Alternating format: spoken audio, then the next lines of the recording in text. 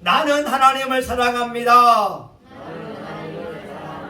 하나님의 말씀은 내 발의 등이요 내 길의 빛입니다. 하나님의 말씀은 내 영혼의 양식이며 영적 전쟁에서 무기입니다. 나는 하나님의 말씀대로 살겠습니다. 아멘. 지금 우리는 지식의 평준화 시대를 살고 있습니다. 많이 배운 사람이나 배우지 못한 분들이나 핸드폰을 가지고서 많은 정보를 얻을 수가 있습니다.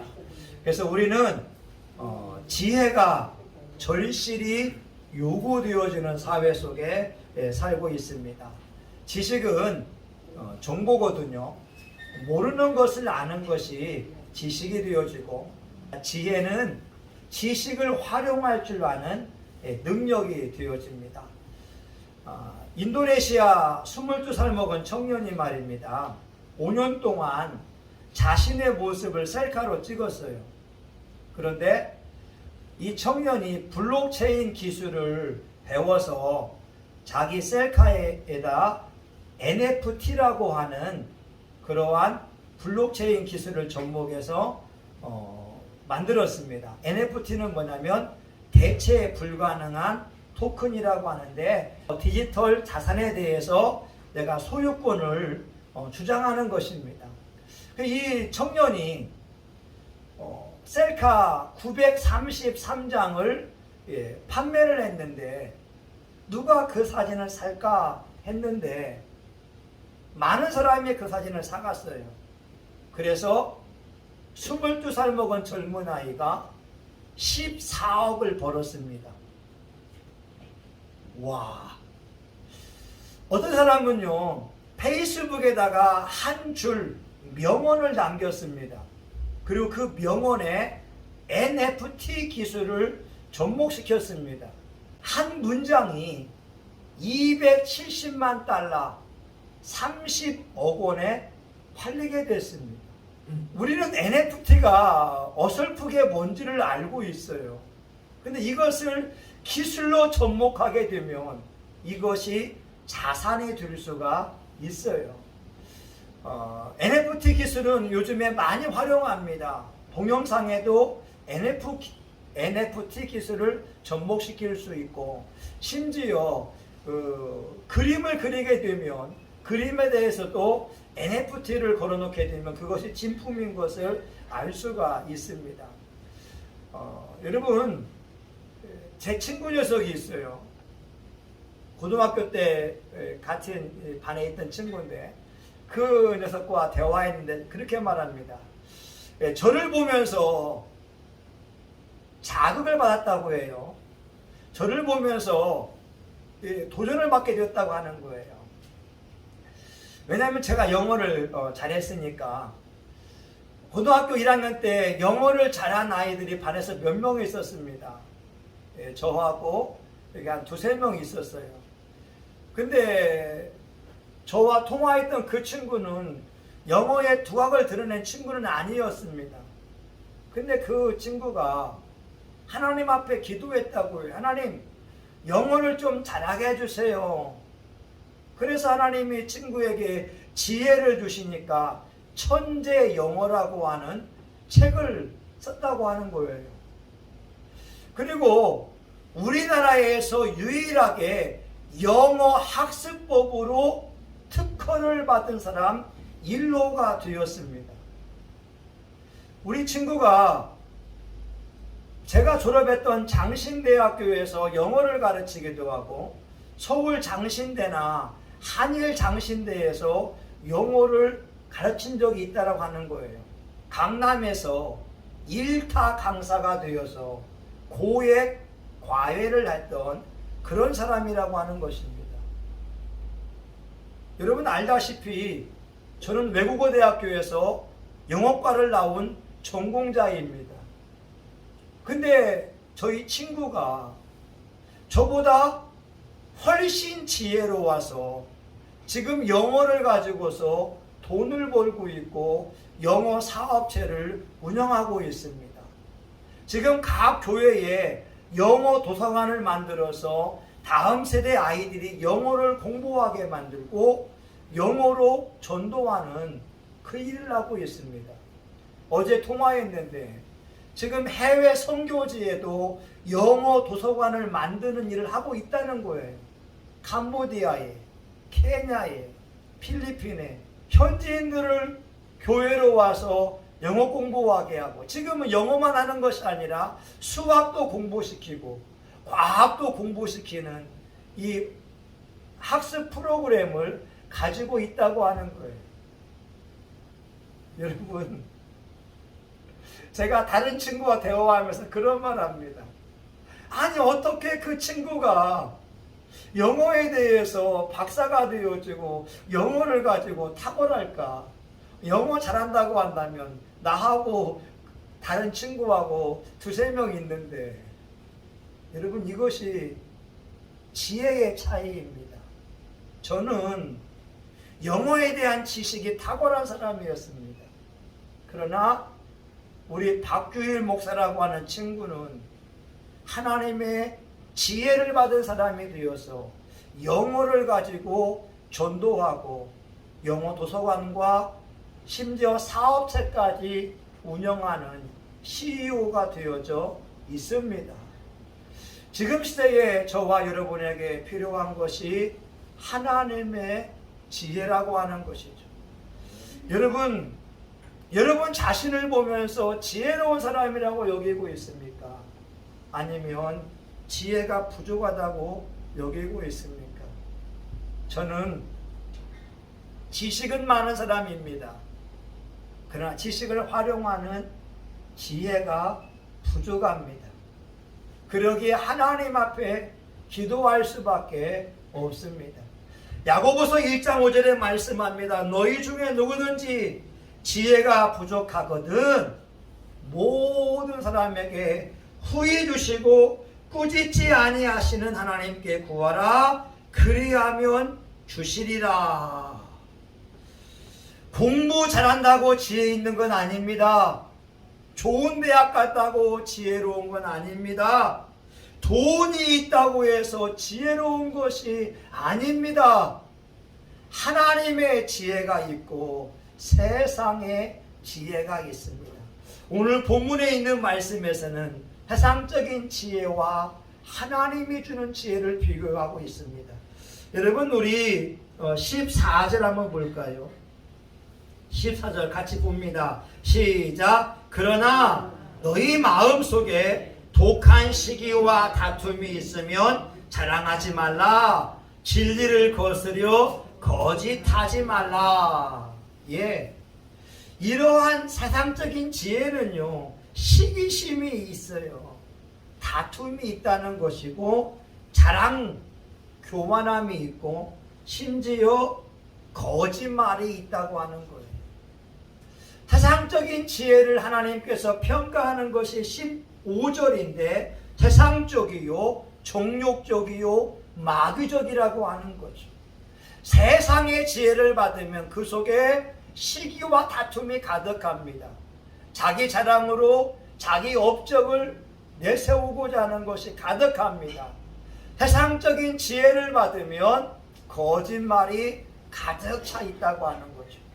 권모술수를 가지고서 어려움을 극복할 수는 있겠지만 성경은, 하나님은 마귀적이다라고 이렇게 평가를 하게 됩니다. 그런데 하나님으로부터 오는 지혜는 17절인데 첫째 성결하고 다음에 화평하고 관용하고 양순하며 긍휼과 선한 열매가 가득하고 편벽과 거짓이 없나니. 저와 여러분 한 가지는 알 수가 있습니다. 여러분들은 세상적인 지혜가 탁월한 사람이기도 하지만 하나님으로부터 온 지혜를 받은 사람인 줄 믿습니다. 왜냐하면요, 우리가 지혜가 있다 없다를 알 수가 없어요. 어떻게 아냐면 그 삶을 보면 알 수가 있습니다. 17절 성결하고 화평하고 관용하며 양순하고 긍휼과 선한 열매가 가득한 사람들, 거짓되지 않고 편애하지 않는 사람들, 그들이 바로 하나님으로부터 오는 지혜를 받은 사람이라고 성경은 말씀하고 있습니다. 그러기에 저는 단언코 성신교회 나오는 사람들은 하나님으로부터 오는 지혜를 받은 사람인 줄 믿습니다. 여러분, 우리 삶엔 지혜가 필요해요. 하나님의 지혜도 필요하고 세상을 살아갈 때에도 지혜가 필요하는데 오늘 세 가지만 말씀드리고자 합니다. 우리의 삶의 지혜가 필요한 영역 첫 번째, 말을 함에 있어서 지혜로워야 합니다. 따라해 볼까요? 말을 함에 있어서 지혜로워야 한다. 아멘. 잠언 15장 1절에 말씀합니다. 유순한 대답은 분노를 쉬게 하여도 과격한 말은 노를 격동시키느니라. 하나님으로부터 지혜를 받은 사람은 말을 부드럽게 합니다. 상대방의 마음을 알아주는 말을 하게 되고 화평을 이루어가는 말을 합니다. 그러나 세상 지혜를 받은 사람은 과격한 말을 하고 격동시키는 그 일을 하게 합니다. 심지어 싸움과 다툼이 그 사람에게 끊어지지 않습니다. 우리가 말하는 것을 보게 되면 그 사람이 세상 지혜를 받은 사람인가 하나님께 지혜를 받은 사람인가 알 수가 있습니다. 사람들은 말을 하면서 상처를 많이 주잖아요. 상처를 많이 받습니다. 왜냐하면 우리는 말하는 법을 배워본 적이 없기 때문에 그렇습니다. 부부간에도 부모와 자식 간에도 말하는 법을 잘 몰라서 상처를 줄 때가 너무나 많이 있어요.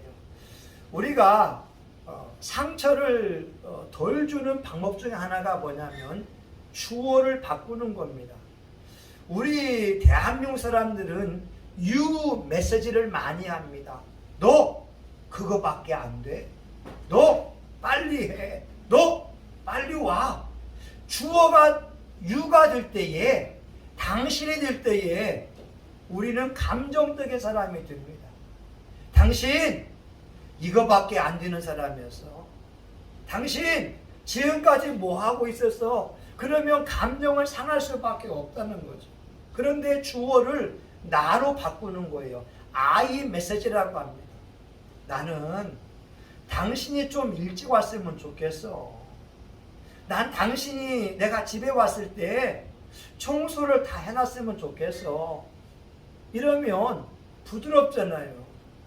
근데 여보, 청소만 하고 뭐 해놨어? 하게 되면 유가 주어가 되게 되면 감정을 불러일으키면서 싸울 수밖에 없습니다. 저희 가정도 보게 되면 유 메시지를 너무 많이 하는 거죠. 근데 여러분 주어만 바꾸면 돼요. 나는 우리 아들이 좀 일찍 왔으면 좋겠어. 우리 아들이 자기 해야 할 일을 열심히 했으면 좋겠어. 그러면 부드럽잖아요. 잠언 15장 1절 유순한 대답은 분노를 쉬게 하여도 과격한 말 유가 당신이 주어가 될 때에 노를 격동시킨다라고 하는 거죠. 어떤 목사님이 이런 얘기 하더라고요. 설날에 온 식구들이 모였잖아요. 그런데요 5살 먹은 손자가 그러더래요. 외손자가. 아니 누가 나에게 물을 떠서 나를 섬기는 수고를 해줄까요? 이 말 했다는 거예요. 5살 먹은 애가. 그래서 제가 그 말을 들으면서 야, 그 녀석 지혜롭네. 자기 엄마한테 엄마 물 떠오세요. 아빠 나 물 먹고 싶어요. 이렇게 한 것이 아니라 누가 나에게 물을 떠오는 수고를 해줄까요? 이 말 했다는 거예요. 장주원이가 하는 말이 뭔지 아세요? 장주원이가 하는 말이 나도 먹고 싶은데 감을 먹고 있으면 옆에 와서 나도 먹고 싶은데 아마 그럴 거예요. 저게 장정원의 특징입니다. 여러분 아이 메시지는요 부드럽게 해요. 사람의 마음을 편하게 합니다. 그러니까 위로부터 난 지혜를 받은 사람은 화평을 이루어 간다라고 하는 거예요. 저와 여러분 대화할 때에 가급적이면 아이 메시지를 구사했으면 좋겠습니다. 목사님들도 보게 되면요 지혜로운 사람이 있고 지혜가 없는 분이 있습니다. 저는 고인이 되신 하용조 목사님을 참 지혜로운 분이라고 생각을 합니다. 그분이 그랬잖아요. 여러분 세상에서 가장 거룩한 곳이 어디입니까? 여러분의 가정입니까? 여러분 직장입니까? 여러분 유흥업소입니까? 오락실입니까? 아닙니다. 세상에서 가장 거룩한 곳은 교회입니다. 교회야말로 하나님이 임재하시는 곳이고 하나님이 영광을 받는 곳이기에 가장 거룩한 곳입니다. 그래서 저는 여러분들에게 교회에 더 나오라고 권유하고 싶습니다. 여러분 똑같은 말이라도 말입니다. 예배 참석하라고 권유하는데 교회가 거룩한 곳이니까 이렇게 표현하게 되면 얼마나 좋습니까? 역시 큰 교회 하는 목사님은 지혜롭습니다. 여러분 사람은 말을 통하여서요 자기 의사를 표출하게 됩니다. 그런데 우리가 말을 잘 못하게 되면 감정적인 말을 해서 상대방의 마음을 불편하게 할 때가 있어요. 몇 년 전에 어느 교회에 제가 저녁 예배 설교하러 갔습니다. 저희 부부하고 그 목사님들 부부하고 서로 이렇게 대화하는 가운데 있는데 그 설교하러 간 교회 목사님 사모님이 얼마나 말을 지혜롭게 하는지 제가 감탄을 받았습니다. 우리가 대화할 때에 필요한 요법 중에 하나가 구나요법이라고 합니다. 여러분 한번 해볼까요? 구나요법. 예, 구나요법 시작. 구나요법. 예, 이건 우리 말입니다. 아 그렇구나. 아 그렇구나. 이렇게 하는 거예요. 저희 사모가 대화하는데 옆에 있는 그 사모님이 아 그러셨겠군요. 얼마나 마음이 불편했겠어요. 아 우리 사모님 마음이 기뻐했겠군요 하면서 공감해 주는 거예요. 제가 우리 사모님과 그 사모님과의 대화를 들으면서 감탄이 드는 거예요. 야, 저 사모님이 어떻게 저 구나요법을 배웠을까? 공감해 주는 거예요. 우리가 대화할 때에 누군가 내 말에 공감해 준다면 기분이 어떻겠어요? 들어주는 겁니다. 인정해 주는 겁니다. 아, 아프셨겠군요. 힘들었겠군요. 그 마음을 알아주기만 해도 사람은 행복하잖아요. 구나요법이 부부간에도 필요합니다. 힘들었겠어요. 근데 우리는 대화법을 알고도 현장에서 써먹지 못합니다. 여러분, 하나님의 말씀을 듣는 것도 중요하지만 하나님의 말씀을 내 실생활에 적용하는 것이 더욱더 중요합니다. 잠언 15장 1절에 말씀하잖아요. 유순한 대답은 분노를 쉬게 한다. 아 그렇구나. 힘들었겠어요. 아이고 참 훌륭한 사람이군요. 우리 옛날에 공부할 때에 교과서에 이런 내용이 나왔습니다. 신혼부부가 있었어요. 근데 남편이 실직을 했어요. 남편이 직장을 가지 못합니다. 이 집에 쌀을 살 돈이 없는 거예요. 아내가 출근을 해야 되는데 남편이 밥을 짓지 못했습니다. 아내에게 말하죠. 여보, 내가 밥을 준비 못했으니까 당신 갔다 오라고, 내가 점심때에 어떻게 해서든지 간에 당신 밥을 준비해 놓겠노라고. 아내가 출근했다가 점심시간에 집에 와서 밥을 먹으려고 합니다. 예, 보자기가 있고요. 보자기를 이제 들추게 되니까 남편이 어디서 구해왔든지 흰 쌀밥이 있었습니다. 그리고 반찬은 구하지 못해서 간장 종지에 간장만 담겨져 있었습니다. 근데 그 옆에 남편이 쓴 글이 있었습니다. 황후의 밥, 거린의 찬이란 것이었습니다. 이 밥은 황후가 먹는 밥이지만 반찬은 거지가 먹는 찬이다.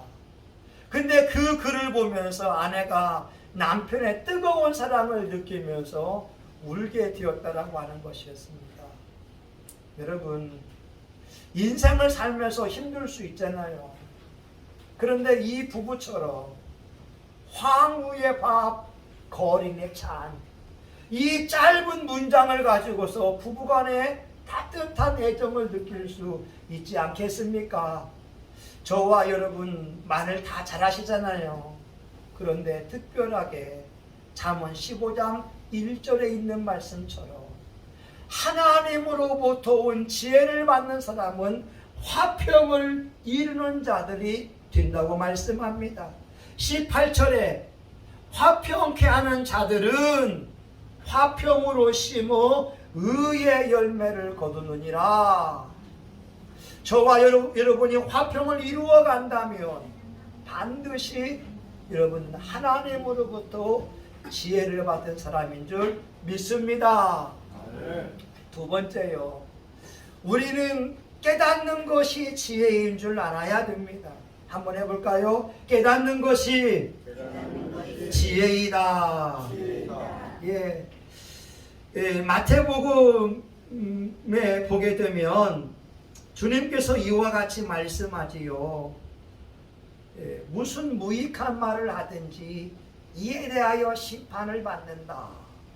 그러면 우리가 일상에서 하는 말들도 하나님이 다 기록해 놓고 있다는 거예요. 이걸 깨달아야 됩니다. 제가 우리 딸아이하고 대화하면서 좀 감정적으로 서로 불편을 한 적이 있었습니다. 저도 불편했고 딸아이도 마음이 불편했어요. 그래서 제가 저희 방에 와 있는데 하나님께서 그렇게 말씀합니다. 야, 네가 딸아이의 어떤 단점을 지적할 때 성령님께 기도하고 했으면 감정을 상하지 않잖아. 왜 네가 하나님 앞에 기도하지 않고 네 감정대로 이야기해서 너도 불편하고 딸아이도 불편하게 만드냐? 제가 하나님의 감동을 받고 나서 제 인생을 뒤돌아보니까 저의 대화의 습관을 보게 되면 하나님이 내 말을 듣고 있다라고 생각해 본 적이 별로 없었습니다. 우리 부부간의 대화에서도 그냥 대화했지 하나님이 내 대화를 듣고 있다고 생각을 안 했다는 거예요. 자식들과 대화할 때에도 하나님을 그 자리에 모시지 않았습니다.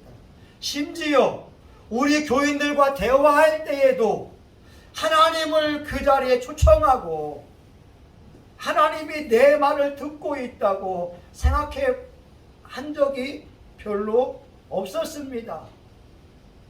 근데 하나님의 딸아이하고 대화하면서 그걸 깨닫게 한 거예요. 너의 대화 속에 성령님을 앞장 세워라. 네가 말하지 말고 하나님이 너 옆에서 말하고 있는 것처럼 생각하고 말해라. 그러니까 언어 생활이 조금은 바뀌더라고요. 깨닫는 것이 은혜입니다. 깨닫는 것이 지혜입니다. 욥기서 34장 32절에 말씀합니다. 내가 깨닫지 못하는 것을 내게 가르치소서. 내가 악을 행하였으나 다시는 아니하겠나이다. 우리가 깨닫지 못하는 부분이 많이 있거든요. 깨닫는 것이 지혜라고 하는 거예요. 여러분, 우리 삶에 이 깨달음의 은혜, 깨달음의 지혜를 얻는 게 너무나 소중합니다.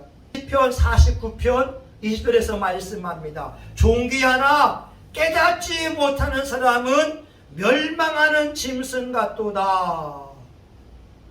저와 여러분 삶 속에서 생각해 볼까요? 내가 게으른 부분이 있다고 해보세요. 그러면 게으른 것만큼 지혜가 없는 것이 듭니다.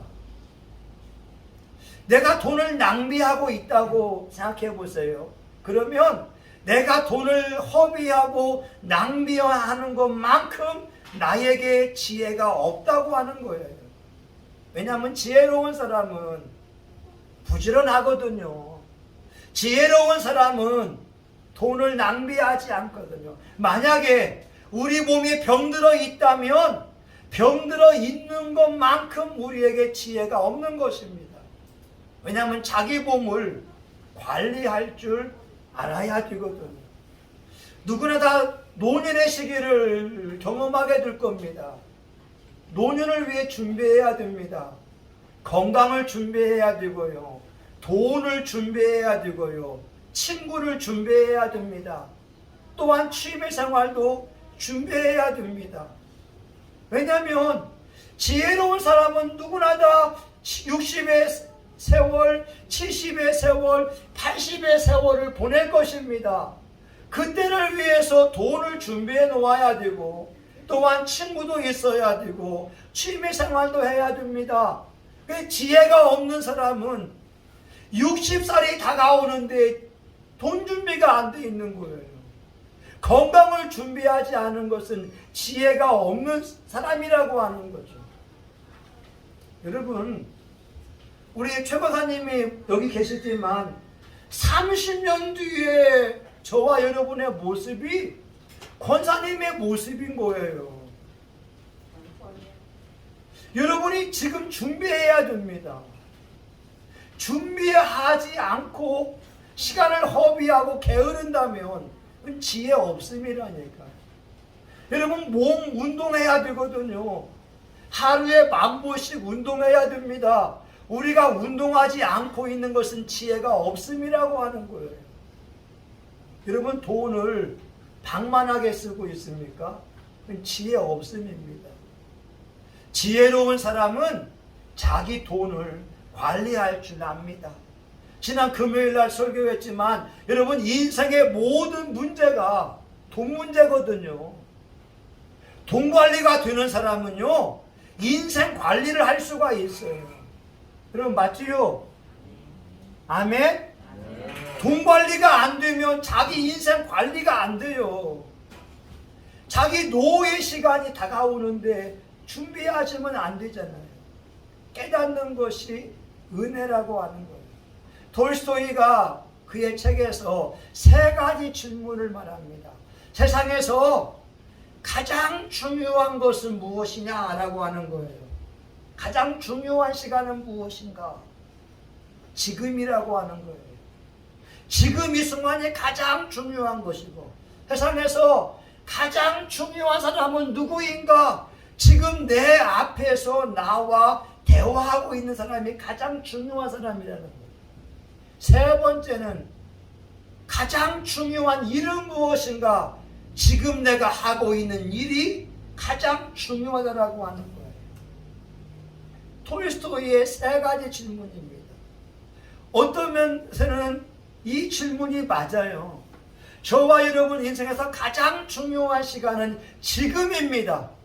하나님 앞에 예배드리는 이 순간이 가장 중요한 순간이고, 가장 중요한 사람은 내 옆에 있는 사람이 가장 중요한 사람.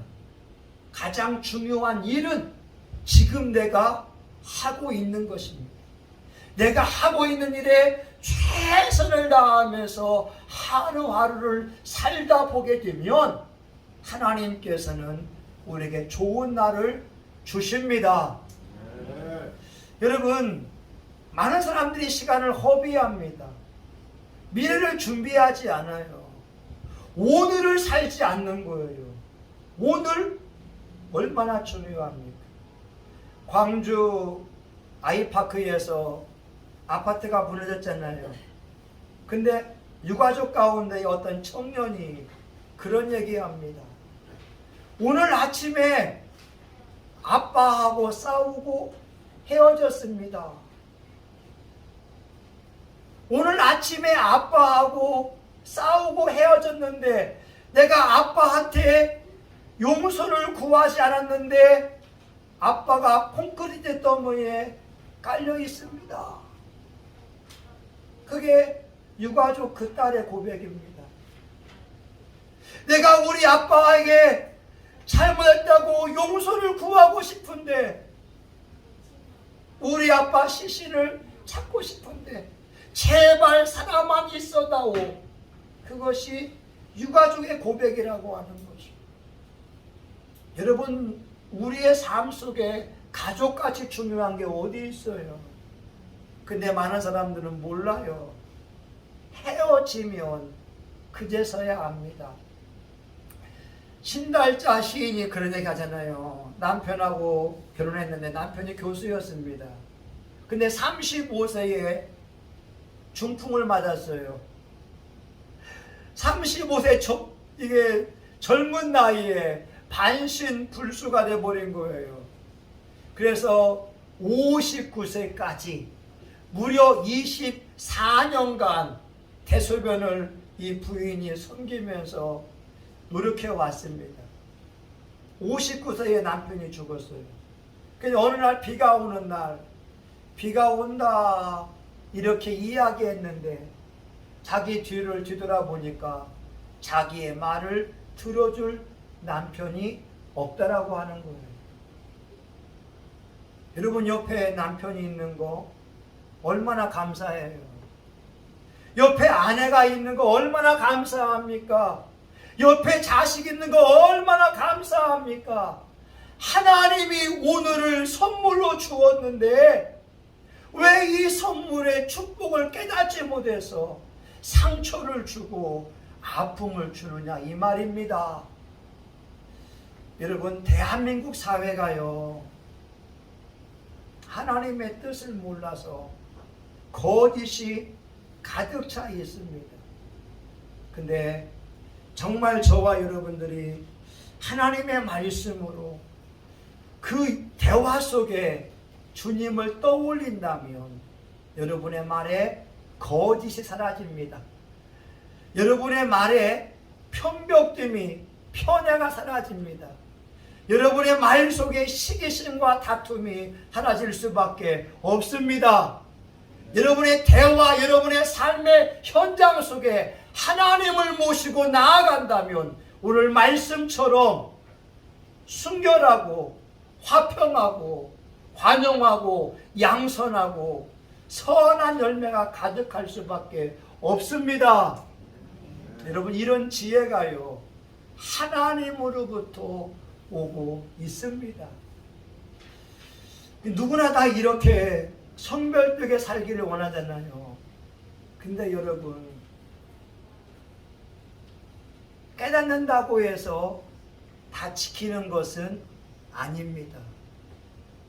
성령님을 받아야 성령님께서 지킬 수 있는 능력을 주십니다. 깨닫는 것도 지혜롭고 은혜스러운 것이지만 깨닫는다고 다 지키는 게 아니거든요. 어떤 사람은 지킬 수 있는 그 힘이 없는 거예요.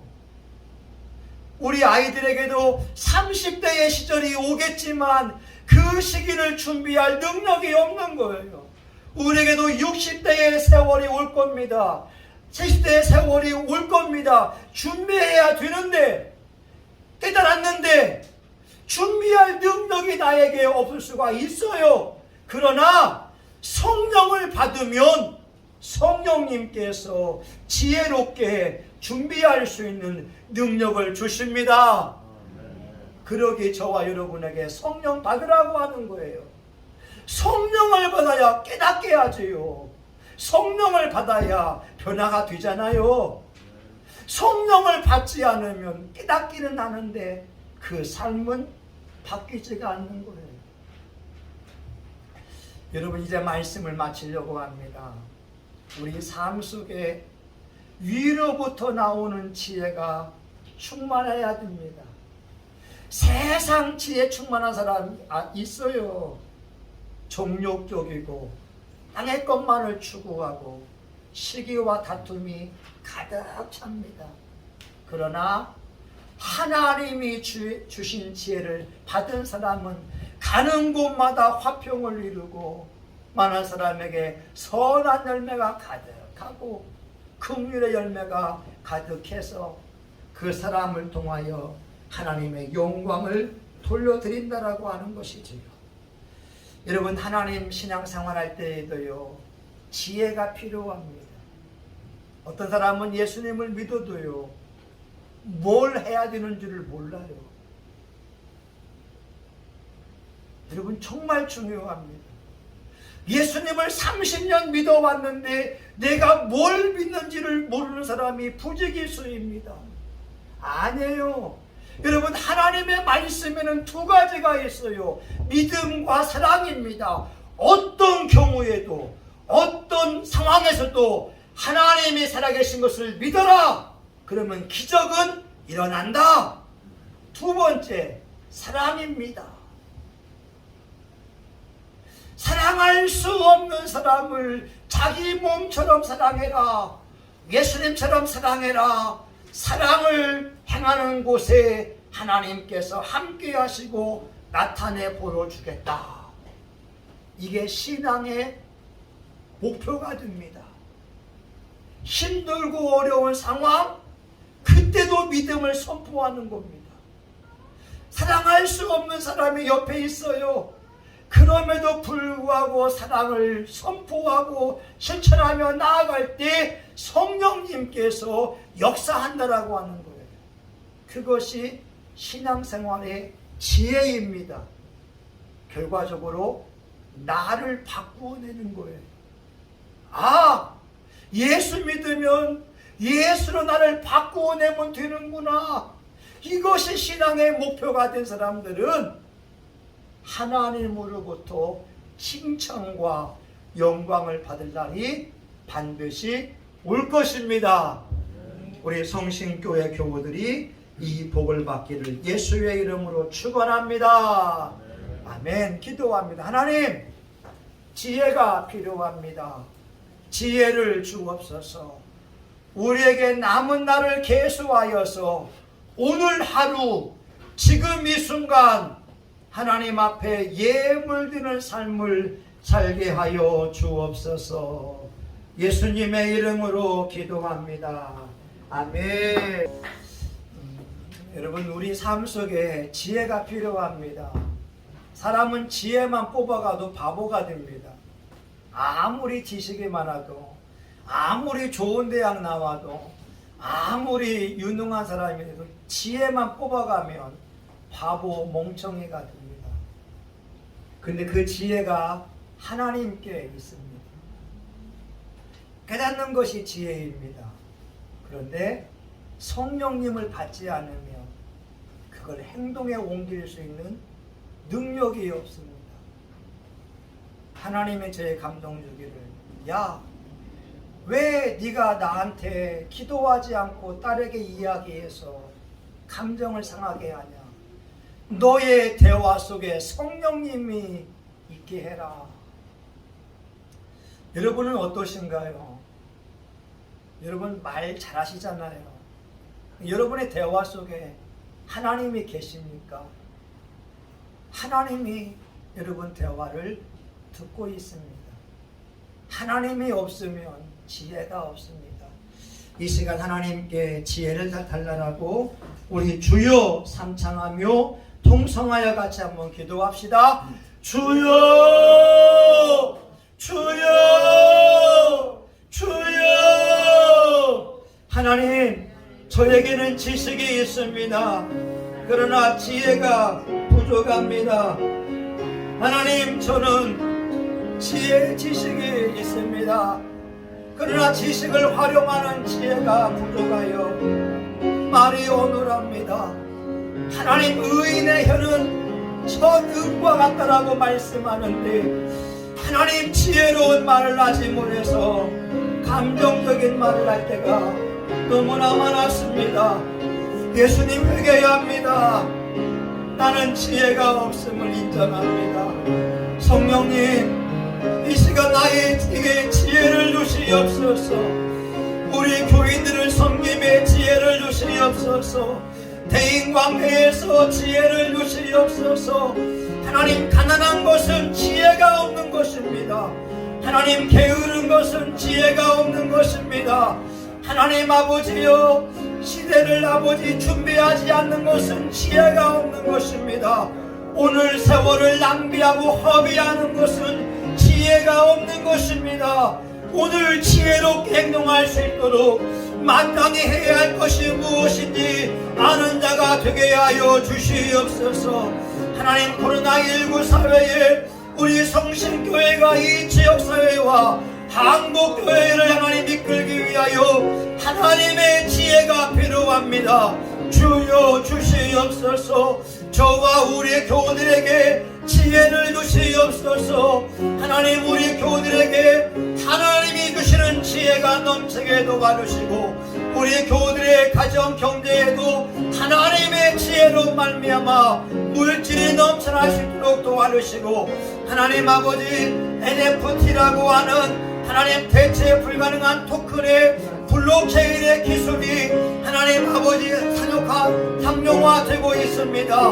우리 교우들에게도 만남의 복을 주셔서 사진 한 장이라도 하나님 영상 하나라도 하나님 무엇인가 하나님 아버지 NFT의 기술을 활용할 수 있는 하나님 아버지 최신의 또 메가버스 하나님이요, 이 정보와 사회 속에 우리가 활용할 수 있는 그 지혜를 주시옵소서.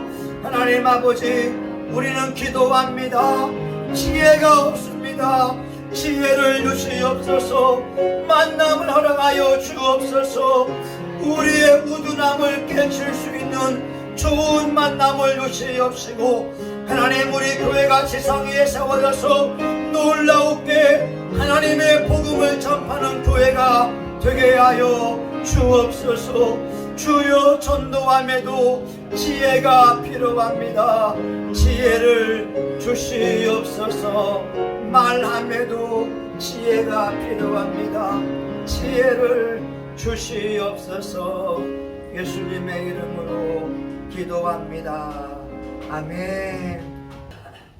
이제는 교회의 머리가 되시는 예수 그리스도의 은혜와 하나님 아버지 크신 사랑과 성령님의 감동과 마비로 축복하심이 세상적인 지혜보다 하나님으로부터 오는 지혜를 받아서 순결하고 화평하며 관용하며 긍휼과 선한 열매가 가득한 삶을 살기 원하는 사랑하는 교우들 머리 위에 이들의 가정과 직장과 사업장과 성신교회, 한국교회, 전세계 열방 위에 이제로부터 영원히 함께하기를 간절히 축원하옵나이다.